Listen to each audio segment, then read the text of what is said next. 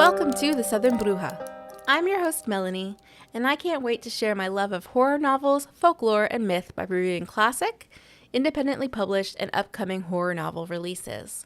On today's episode, we will be reviewing Chasing the Boogeyman by Richard Chizmar, as well as talking about the real-life story behind the Latinx myth El Cuco.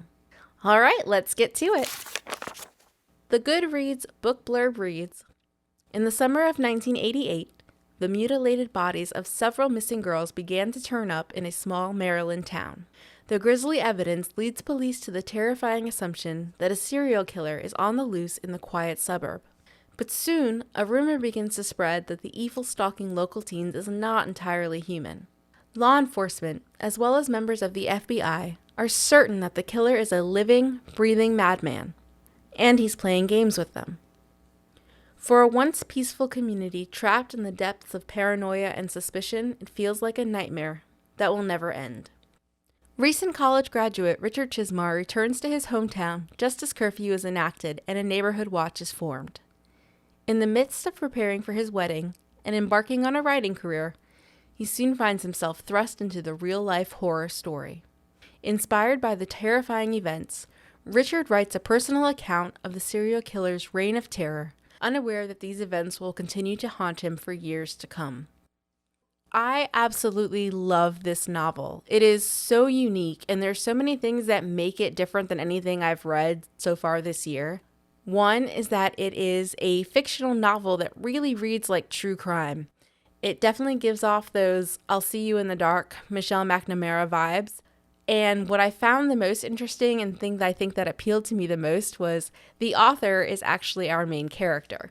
I feel like in the wrong hands, that could result in the story seeming a bit self-serving, but here Richard just adds this sincerity and believability to the story.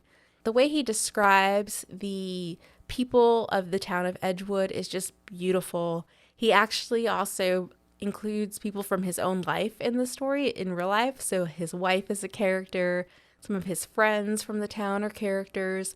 It all lends this really incredible sense of believability to the story, to the point that I started thinking about, I'm going to date myself and you're going to know I'm really old by this, but when the Blair Witch Project first came out and it was kind of brand new and I didn't even know much about the movie, I kept seeing all of this stuff about how there was this crazy story about this woods that is haunted by this evil witch. And so I started looking it up, and there was even a documentary at the time about this witch. And of course, we know now, none of this is true. It was all fictional. None of that footage was real footage. But at the time and the way it was marketed, it felt very real. And a lot of people that went into the theater thought that this was really a documentary on this creepy town with a creepy witch, and that these poor filmmakers were seriously dead and never seen again by their families. This book manages to capture the feeling of that film when that came out. So if you Google Richard Chizmar, you will obviously find a list of all of his writings. He's very accomplished, very well-known author, and it's amazing to look at this story and think, no wonder he's writing these horrific stories. He lived through something so horrific. But that's not actually the case. Everything he writes in here is fiction, and I just think it's so well done. The book itself tells you from the beginning that what we're being told and what we are reading is an updated version of a true crime book that Chizmar published in 1990, and that the 8 horrific crimes that are committed are what are detailed in the book. The killer is eventually caught, but that it will take years for justice to be served. So again, I absolutely love this story. Just a few things about it. All of the victims share a few things in common. 1, they are all residents of the Maryland town of Edgewood. 2, they are all young women. And 3, they seem to vanish into thin air before their bodies are found dumped nearby. For me, as a reader, the way these women go missing is absolutely terrifying. There's one character, and I don't want to give too much away, but it stuck with me so much in this book because you're told, as a woman from a young age to be aware of your surroundings, to keep your keys out when you're walking, to make sure you have some kind of weapon on you, look underneath your car to make sure nobody's waiting for you there, have a friend drop you off, wait till they get inside their house, make sure everybody's okay, text when you get home. All of these kind of precautions that we take on a daily basis just to make sure that we get home alive. And this one portion of the book really stuck with me because it's probably my worst fear. And in the book, this young woman is out with one of her friends and she is being dropped off at her home. She gets home. Her mother is looking out the window and sees her and her friend driving up to her home. She's very happy that her daughter is home. She's watching her daughter get out of the car. And then she's waiting to hear the key turn in the door that lets her know that her daughter is safe. And it should happen any minute now. She never hears it. And so, she starts panicking. She looks outside and her daughter is gone. And she had just seen her standing at her own front door being dropped off by her friend. This girl, she does everything right and she still becomes a victim of this horrific serial killer. And that scene alone just hit on so much. I mean, it's so realistic to life. That is like my biggest fear. When my friends go anywhere or I go anywhere, we are very much those people that, text me when you get home. I love you. I'll wait outside the door.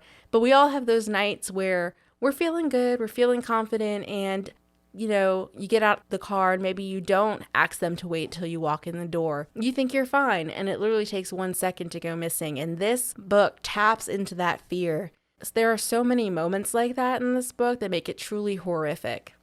There's even a character who goes missing from her own bedroom. I mean, there are so many scenes in here. I can't express enough how much anxiety. I mean, I'm getting anxiety talking about this right now. It is just so well done, and you can understand why there would be this mass panic in this small town. So the people of Edgewood begin to panic, obviously, and they dub the unknown murderer as the Boogeyman because of the way these people are going missing. It's like they disappear without a trace.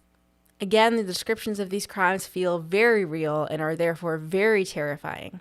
So another thing that makes this book so different and so creative and adds more of that true crime feel to this story is throughout the book, there are pictures peppered throughout all of the chapters. And these pictures include parts of the investigation. It includes pictures of the victims before they passed. It shows the detectives that are searching for these victims while they're at work. It has newspaper clippings. All the things that you tend to see in really well done true crime documentaries and novels are in this book. And I know personally, when I pick up one of those nonfiction books, the first thing I do is leaf through each of the chapters and kind of see what's been provided that I can look at visually to give me kind of feel more like I'm involved in the story and more of an understanding of the victims and the crime that I'm reading about. And this is a fiction book and it does that. And I think that's just amazing. I actually read that some of the pictures, the author had friends take them and agreed to be in this book. Some of the pictures are of actors, but it all, when you're reading it, it really does lead to a sense of I'm reading something that really truly happened. It's just great. It's just really, I can't talk enough about how creative and well done and heartfelt. There's so much respect given to this town and to really victims in general, and still manages to be this white-knuckle, terrifying, just really, really well-done novel. Something else that's really interesting is that as the book continues, Richard, our main character and our author, becomes more entwined in the story. So he's going on search parties looking for victims. He works with a local reporter to further investigate the crime.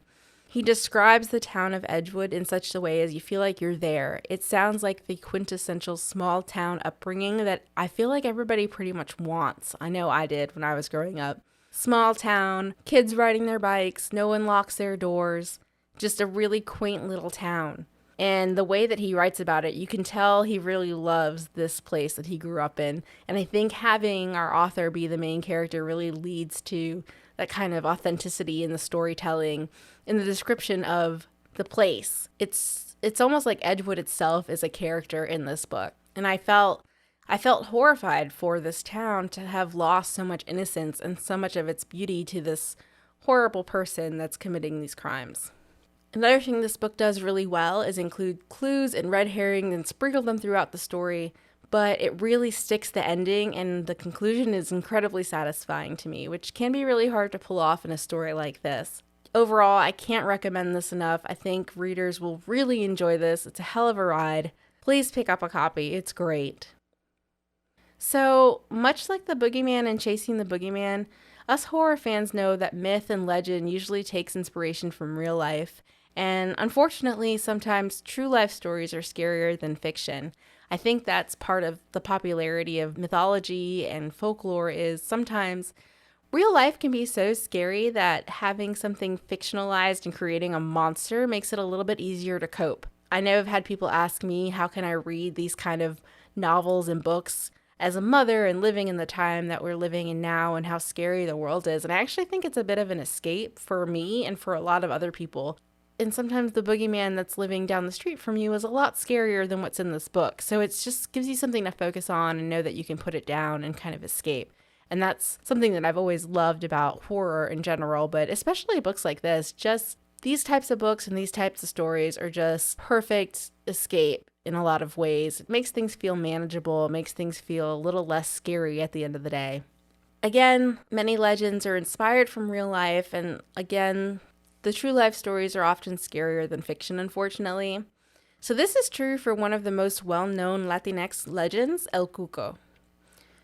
So I don't know how much you all know about El Cuco, but it's been pretty popular lately. There was actually a character in one of Stephen King's newest books and his show that was on HBO, which I can't remember the name of it right now, but it'll come to me. El Cuco has been around forever in a lot of Latinx cultures. It is the definitive boogeyman story. It's told to children, and it has been told to children for centuries. It's basically a cautionary tale to frighten children into eating their vegetables and going to bed early. Now listen, I'm a mom. I will never tell my child this story because I know how effective it is, but how much it'll screw you up. So, thanks mom and dad, but no thanks. Depending on where you're from, El Cuco has been told to come in many forms. It's been told to be a shapeshifter who can turn into terrible creatures like a dragon, or sometimes appears as kind of a dark shadow, has no discernible shape at all. Other times he appears with a pumpkin on his head or a sack on his head, or just a figure carrying a sack, which they use to take their victims. The one common thread throughout all of these El Cuco stories is that they kidnap and consume children. As I was researching more about El Cuco, I found a story that actually has roots in a real true life tragic true crime, which occurred in Spain. So this story is actually referred to as the crime of Gador by many. So during the early 20th century, tuberculosis was running rampant and people were desperate for a cure. There were some who believed a folk remedy existed for curing tuberculosis. Now, this remedy was absolutely ghastly, and it required drinking the blood of a human child and then using that child's body fat as a salve, and that was supposed to cure the tuberculosis, kind of taking the youth from that child.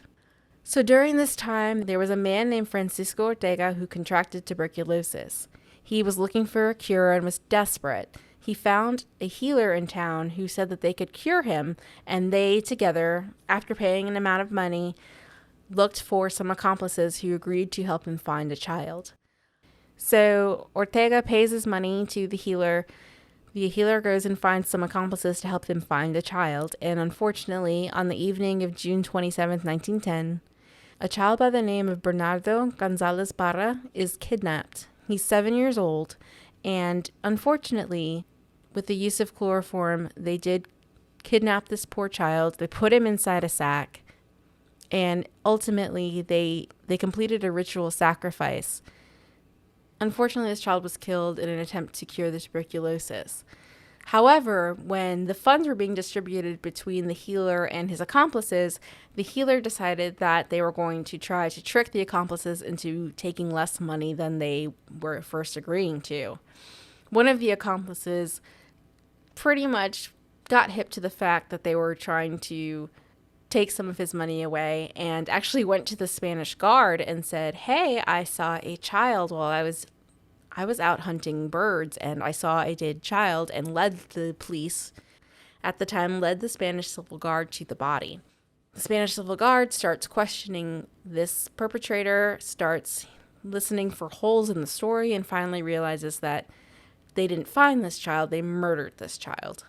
So eventually, the obvious holes in this man's story began to show, and each of the perpetrators was then sentenced to death for their horrific crimes. Unfortunately, some would pass away while in prison. One was considered unfit to stand trial, and the others were hanged. This kind of story is really terrifying because El Cuco itself is a scary story that we tell to children, but the fact that it's really based on just absolute lack of humanity in other people is what really, really makes it scary to me.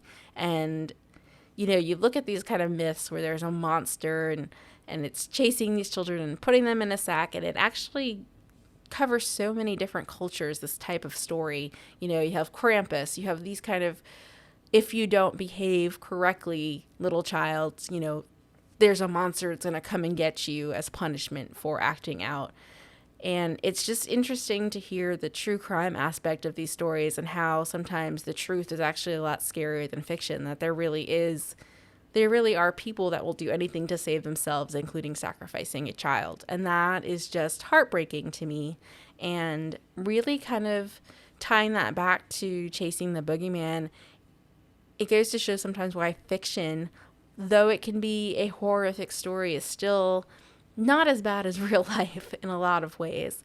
And I think that's the appeal for a lot of horror readers and a lot of people in Latinx culture. We kind of all live with these monsters in the real world, and having a little bit of control of the story and where the story goes, being able to put kind of our own spin on that gives us some control. So I think that's part of what the appeal is for these type of stories and this kind of lore that continues to live on and span all these different cultures. Thanks for listening. If you enjoyed this episode and you'd like to help support the podcast, please share it with others, post about it on social media, or leave a rating and review. To catch all the latest from me, you can follow me on Instagram at @the_southern_bruja and on Twitter at southern_bruja. Thanks again, and I'll see you next time.